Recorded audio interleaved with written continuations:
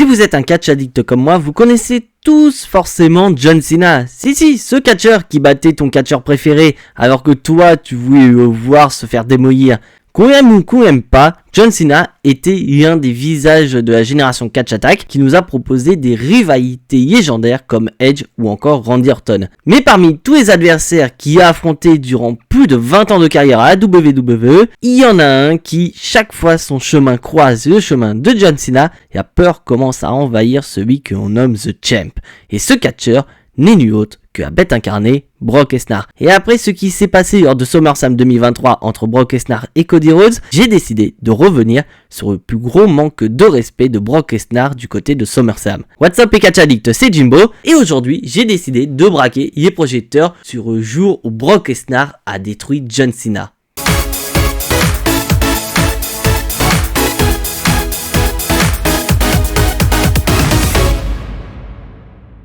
On se retrouve donc en 2014 où Brock Lesnar nous a déjà fait une dinguerie puisqu'il a mis fin à la série d'invincibilité de Undertaker à WrestleMania, un moment tellement choquant que j'ai même pleuré devant ma télé. Ne me jugez pas, je suis presque sûr que beaucoup d'entre vous ont eu la même réaction que moi quand on a vu Brock Lesnar river les épaules de Undertaker du côté de WrestleMania. Et suite à cette victoire, Brock Lesnar va s'en vanter le lendemain à Raw et son avocat Paul Heyman va en parler à chaque fois qu'il sera présent. Et bien que cette victoire de Brock Lesnar sur Undertaker du côté de WrestleMania allait forcément lui ouvrir les portes vers un titre de champion du monde, Brock Lesnar va quitter les écrans et partir en hibernation, comme d'habitude. Mais du côté du titre de champion du monde, un certain Daniel Bryan réalise son rêve en battant Randy Orton et Batista et ainsi devenir champion du monde lors du main event de WrestleMania. Mais malheureusement, la malchance va frapper car suite aux attaques répétées de Kane, Daniel Bryan subit une grave blessure au niveau du cou et y est malheureusement contraint de rendre les titres vacants. Mais avant de continuer, je vais vous expliquer quelque chose. Car bien que sur les écrans, Triple H et Stephanie McMahon sont contents de la situation,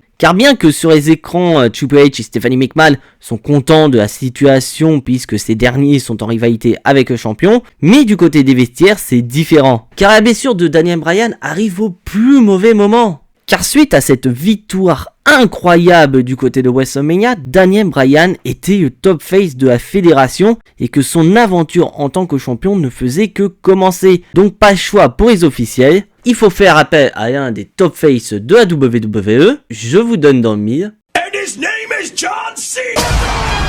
Et oui, bien sûr, John Cena, le visage de la WWE depuis plusieurs années, celui qui a mis fin à l'ascension d'un certain Bray Wyatt. Je m'écarte un petit peu, je m'excuse. Donc pour couronner un nouveau champion, un match de l'échelle sera organisé du côté de Money in the Bank, où d'un côté l'autorité c'est l'occasion rêvée de récupérer les titres, donc on décide d'associer Kane à Randy Orton afin de faire en sorte que la Vipère redevienne champion, mais comme vous vous en doutez, John Cena va se débarrasser de Kane et de Randy Orton et décrocher les ceintures et devenir pour la 15e fois de sa carrière champion du monde à la WWE. Dès le lendemain à Raw, l'autorité propose un choix à John Cena, soit le chemin facile, c'est-à-dire rejoindre l'autorité, ou le chemin difficile qui est d'être contre l'autorité, mais on connaît tous John Cena. Il va choisir le chemin difficile, bien sûr. Et pour se venger, l'autorité va organiser un Fatal 4-Way à Battleground entre Cena, Orton, Kane et Reigns. Et pas de chance pour l'autorité, John Cena va profiter d'une mauvaise entente entre Randy Orton et Kane pour gagner le match et ainsi conserver ses titres de champion. Mais ce n'était que l'échauffement, car à l'approche du plus grand show de l'été, il est temps pour Triple H et Stephanie McMahon de trouver un challenger pour SummerSlam. C'est donc en plein centre du ring que Triple H annonce le prochain challenger de John Cena, un homme qui a déjà battu dans le passé et qui grâce à cette victoire va ramener le titre à la maison. C'est donc sans aucune surprise que Randy Orton est choisi par l'autorité pour affronter John Cena. D'un côté c'est logique, Randy Orton est l'homme qui a affronté le plus de fois John Cena et en plus Randy Orton est le plus grand taillé de l'autorité, donc normal que cette mission est attribuée à Orton. Mais Roman Reigns va arriver et attaquer Randy Orton et ainsi mettre des bâtons dans les roues de l'autorité, laissant Triple H en plein centre du ring en PLS sans aucune solution. Mais tout d'un coup, un démon va surgir des enfers. Ce démon n'est nul autre que Paul Heyman. Ce dernier va arriver et commencer à attaquer à tête pensante de l'autorité en disant que tous ses plans ont des problèmes. Randy Orton avec Roman Reigns, son Mr. Money in the Bank Seth Rollins ne peut même pas être utilisé correctement en tant que plan B puisqu'un certain Dean Ambrose est toujours dans les parages pour lui en faire voir de toutes les couleurs. Donc Paul Heyman est présent pour présenter son plan machiavélique qu'est le plan C. Brock Lesnar fait son grand retour après sa victoire à WrestleMania et se propose pour être le challenger de John Cena. Triple H au pied du mur n'a plus de solution et doit donc faire un pacte avec le diable, l'homme qui lui a brisé le bras à 2 reprises 2 ans plus tôt, l'homme qui a failli mettre fin à sa carrière lors de WrestleMania 29 et a bête incarné Brock Lesnar. Et c'est donc officiel mes chers amis catchadites, John Cena contre Brock Lesnar pour le titre de champion du monde à SummerSlam. Et c'est là que tout va commencer.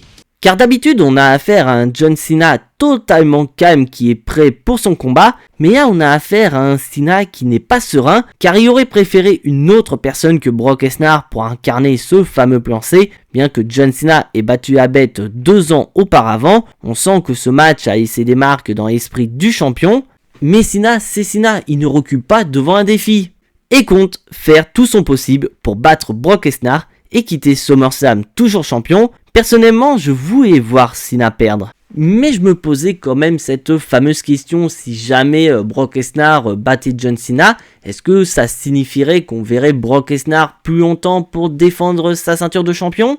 On verra ça plus tard. Et c'est parti, SummerSlam 2014, et la collision entre la bête incarnée Brock Lesnar et The Champ John Cena. Brock Lesnar va arriver en premier totalement sûr de lui, car depuis qu'il est revenu en 2012, Brock Lesnar est invaincu du côté de SummerSlam. Donc pour lui, affronter John Cena se résume à une promenade de santé. John Cena va le rejoindre et on sent déjà quelque chose de différent chez lui, car il affiche un visage fermé et déterminé. Un John Cena concentré pour l'un des matchs les plus compliqués de sa carrière, y'a que Sean. John Cena tente de surprendre Lesnar en attaquant le premier, mais c'est mal connaître la bête qui va retourner la situation et parvient à placer Cena sur ses épaules et envoie son F5 au bout de 30 secondes de match. Le tombé et John Cena se dégage au compte de 2. Et à cette époque, je regardais ce match en live sur AB1 commenté par nos commentateurs de légende Philippe Chiro et Christophe Ajus. Et c'est vrai que de voir Brock Lesnar porter un F5 sur John Cena en à peine 30 secondes, j'ai commencé à flipper pour The Champ. Mais ce n'était qu'un échauffement. Car suite à ce F5, John Cena est toujours au sol et semble avoir du mal à se relever. Brock Lesnar de son côté va l'attraper pour porter une German Suplex. Dès le début, John Cena est en danger. Mais ce n'est pas la première fois que John Cena est confronté à ce genre de situation et à chaque fois, il parvient à retourner la situation à son avantage. Lesnar continue à envoyer ses suplex sur le champion, mais Cena refuse d'abandonner face à la bête et comme son habitude, John Cena tente de revenir dans le match en attaquant les stars, mais cela n'a aucun effet. Et Lesnar porte 2 gros coups qui font tomber Cena au sol, malgré une deuxième tentative de Cena de revenir dans le match, toujours sans effet sur la bête. Brock Lesnar décide de passer la seconde et envoie pas moins de 4 German Suplex sur le champion, faisant passer le compteur à 6 German Suplex. Et pour les fans de Cena, c'est peut-être le bon moment pour le champion de se relever et ainsi réussir à dompter la bête, mais malheureusement, c'est toujours pas le moment. Lesnar décide de mettre fin aux souffrances de Cena en faisant le tomber, mais Cena se dégage au compte de 2. Lesnar commence à s'énerver et envoie 3 autres German Suplex à Cena. Et au moment où Lesnar veut porter sa 10e German Suplex, ce qui pourrait très bien mettre fin au match, mais John Cena se réveille et parvient à s'échapper. Le champion va continuer en portant des coups de la corde à linge, ce qui va faire tomber la bête. Ça y est, c'est le moment de revenir. Mais non. Brock Lesnar attrape Cena sur ses épaules pour porter Ultimate 5, mais Cena réussit à contrer et c'est lui qui va porter Lesnar sur ses épaules et réussir à porter son Attitude Adjustment. Ça y est, John Cena a réussi à retourner la situation. Le tomber. Et non, Brock Lesnar se dégage au compte de 2. C'était limite, mais tu sens que le match peut se terminer à n'importe quel moment. Et à la dinguerie. Brock Lesnar va se relever à la manière de Undertaker et va littéralement se foutre de la gueule de Cena. En montrant que bien qu'il ait subi l'Attitude Adjustment qui est la prise de finition de John Cena, il est toujours debout et frais comme un gardon, soit dit en passant. John Cena n'en croit pas ses yeux. Il vient de tout donner, il n'a plus de force. Alors que son challenger est debout avec le sourire aux lèvres, comme si sa prise de finition a eu effet d'une piqûre de moustique sur Lesnar, Cena s'en moque, étant une nouvelle attaque, mais sans succès, Brock Lesnar est beaucoup trop fort.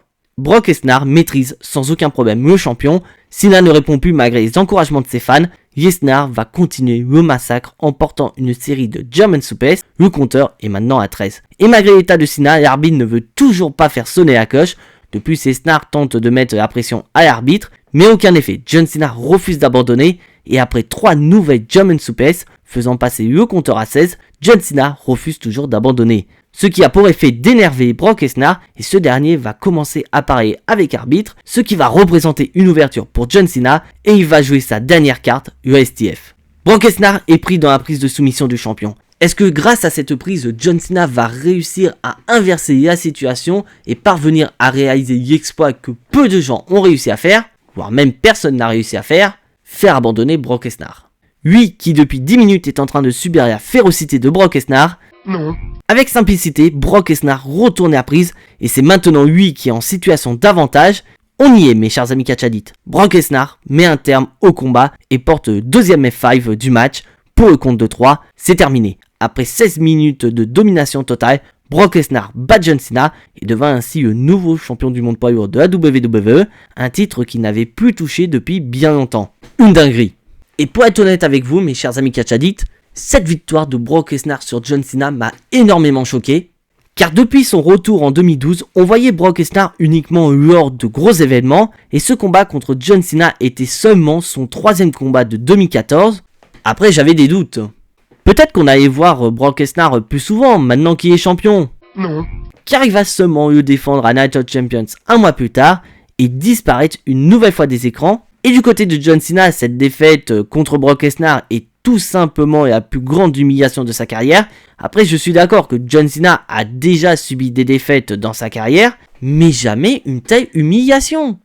Et à cette époque, je regardais les pay-per-view en direct sur AB1, une belle époque pour nous catch addicts français, et je me souviens des paroles de Christophe Ajus lors du match. Je n'ai jamais vu dans un main event de pay-per-view de la WWE une victoire aussi décisive, aussi dominatrice, aussi unique. Mais une chose était sûre, la victoire sur l'Undertaker était qu'un échauffement, car l'objectif de Brock Lesnar était le titre de champion. Si jamais cette vidéo vous a plu, n'hésitez absolument pas à porter une German Suplex sur le pouce bleu, à porter un F5 sur le bouton abonner, c'est entièrement gratuit, et à faire le tomber pour faire sonner la cloche à chaque fois qu'une vidéo sortira sur la chaîne. Encore une fois, je suis désolé que cette vidéo sorte tard, car c'était de base une vidéo un peu spéciale pour nous chauffer à la vue du plus grand pay-per-view de l'été qu'est SummerSlam, mais malheureusement mes obligations professionnelles ont pris le dessus et je n'ai pas pu sortir cette vidéo à temps, mais c'était une vidéo qui me tenait tellement à cœur, donc je voulais absolument vous la proposer, même si SummerSlam est déjà passé depuis pas mal de temps. Mais rassurez-vous mes chers amis catch addicts, tout va rapidement rentrer dans l'ordre d'ici les prochaines semaines. Ce qui signifie que les vidéos reviendront en masse sur la chaîne. Mais en attendant, soyez tous très fiers d'être des catch addicts. C'était Jimbo, et à la prochaine!